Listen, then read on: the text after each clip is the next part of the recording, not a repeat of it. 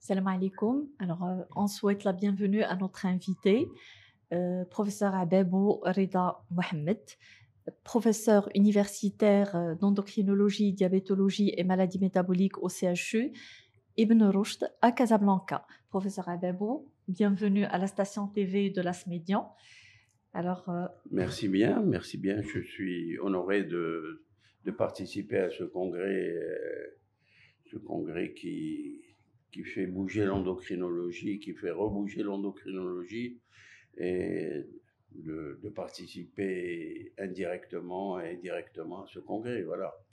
Et donc, ça me fait plaisir d'être là à en parler.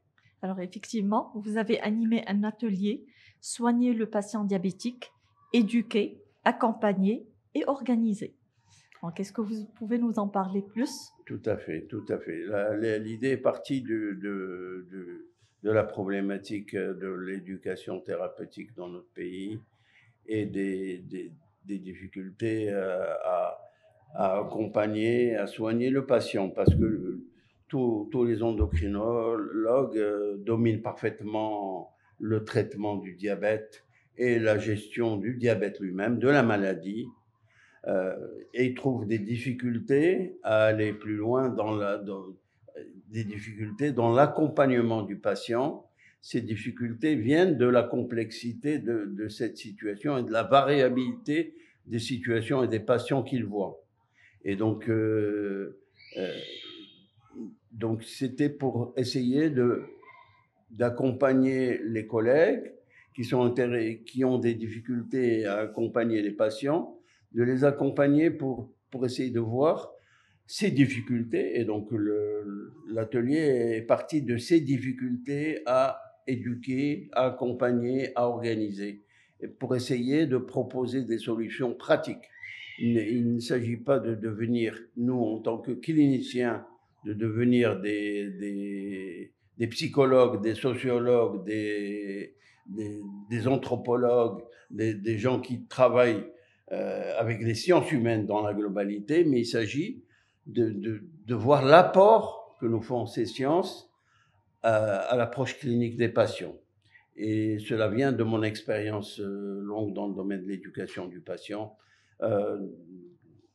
une expérience qui date d'une trentaine d'années et que je continue à travailler sur ça, voilà.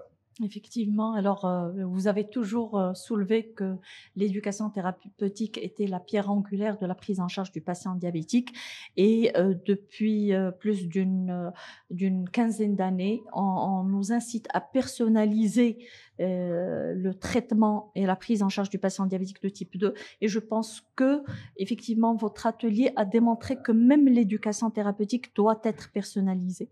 Tout à fait, elle doit être personnalisée et on doit partir de l'apport des sciences humaines, exactement, de l'apport des sciences humaines, mais sans devenir, nous n'allons pas devenir des spécialistes des sciences humaines.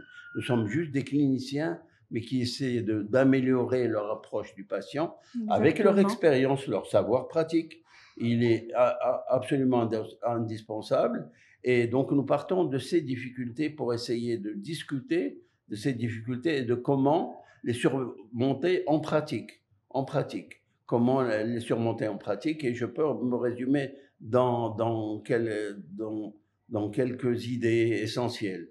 Organiser le soin aux patients diabétiques, c'est de partager les soins de prioriser, de commencer toujours par réfléchir aux priorités. Deuxièmement, les priorités par rapport aux patients. Bien sûr, l'objectif, mais c'est moi en tant que soignant qui définit l'objectif thérapeutique. L'objectif est la priorité de l'objectif thérapeutique. Je vous prends l'exemple le plus banal possible. Dans le diabète de type 1, quand je vois un patient, la première des choses, au début de sa maladie, je dois éviter le coma. Je dois éviter l'hypoglycémie sévère. Et donc, je priorise, c'est-à-dire je ne m'occupe pas du reste parce que je n'ai pas le temps. Dans ma consultation, je n'ai pas le temps de le faire. Et donc, il faut gérer. Et deuxièmement, en tant que patient, en pédagogie, c'est pas comme un étudiant. Le patient doit réussir. Quand il sort de ma consultation, on doit pouvoir éviter ensemble qu'il refasse un coma. Voilà l'objectif. Vous voyez, donc, il n'a rien à voir avec la glycémie, cet objectif. Il est en rapport avec l'humain. Avec son bien-être. Tout à fait. Et quand il sort de la consultation, je dois l'écouter. Parce que je dois savoir ce qu'il pense de ce que j'ai dit. Et ça revient à ce qu'on appelle l'écoute active. Et quand on rentre dans la psychologie, pour motiver, on a tendance, habituellement, la tendance la plus naturelle chez l'être humain, c'est d'utiliser la peur comme moyen de motiver. Mais si vous êtes devant un patient qui dénie sa maladie ou qui n'accepte pas cela, vous entraînez une réaction tout à fait spontanée qui est la réaction de fuite. Il va repartir, il va plus revenir. Donc, alors que moi, je veux le gagner. Donc, peut-être, j'ai besoin de lui donner de l'espoir, un peu d'espoir. Vous voulez gagner la confiance de votre patient. Voilà, tout à fait. Ça se crée. Malheureusement, je lui dis, vous avez besoin de ça, mais vous pouvez vivre normalement avec votre maladie. Exactement. Voilà. Je pense que le message qu'on doit faire passer à nos patients, c'est qu'on doit prendre le même chemin. On est là pour les aider, pour les accompagner, pas pour les juger ou pour... Voilà, tout à fait. Tout à fait, madame. Tout à fait. Et je rejoins sur la problématique du ramadan. Mon point de vue, après des années d'expérience de cela, avec la réflexion qu'on a fait dans cette enquête, dans cette étude qu'on a fait avec les sociologues, c'est que concernant le ramadan, donc le point de vue, donc il y a le médecin qui exprime le point de vue scientifique, le médecin endocrinologue qui dit voilà, vous avez besoin, votre santé a besoin de ça. Mais quand on est dans la décision du jeûne, c'est une décision partagée avec le patient et sa famille. Et sa famille. Donc c'est une décision partagée. Donc je dois lui dire, si vous prenez tel traitement et que vous jeûnez, vous risquez une hypoglycémie. Mais je dois, quand je suis au passage, est-ce que je dois jeûner ou pas? Je dois le faire participer. Quel est votre point de vue? Et donc la confiance revient. Donc exactement. Voilà un élément de confiance. Prioriser, donc, écouter, partager, pour organiser. Pouvoir soigner. Pour pouvoir soigner, tout à fait. Mais toute la difficulté essentielle dont se plaignent la majorité des médecins, c'est que j'ai pas le temps. J'ai pas le temps de faire ça. Surtout que mon patient a besoin de temps pour que je lui explique ça. Alors, quand on n'a pas le temps, on s'organise. Je vais mettre en priorité, et c'est pour ça que je mets des priorités.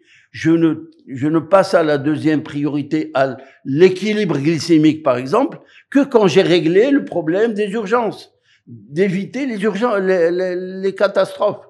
Quand j'ai terminé, et ça me permet de ne pas tout faire. Donc, dans la maladie chronique, je ne fais pas tout en même temps. Et je partage, voilà, organisé. Et je partage mon travail dans le temps et avec d'autres collègues, avec l'infirmière, à qui je lui donne, je vais pas lui expliquer, avec la diététicienne, si elle est disponible, avec l'internet, si je peux lui conseiller, avec un document, si je peux lui conseiller. C'est ce qui permet de gagner du temps. Parce que dans le chronique, on est dans le temps et on organise le temps. Mais c'est à nous de le faire, en tant que soignant. Exactement. Merci, professeur Habibou. Merci pour votre participation à la station TV de l'As Médian. Merci, enchanté. C'est un plaisir. C'est un plaisir, surtout que j'ai eu à partager ces éléments. J'aimerais bien les partager à l'avenir et continuer à partager. C'est mon rôle. Merci. Merci beaucoup. Merci beaucoup à vous. Je pense que c'est bon.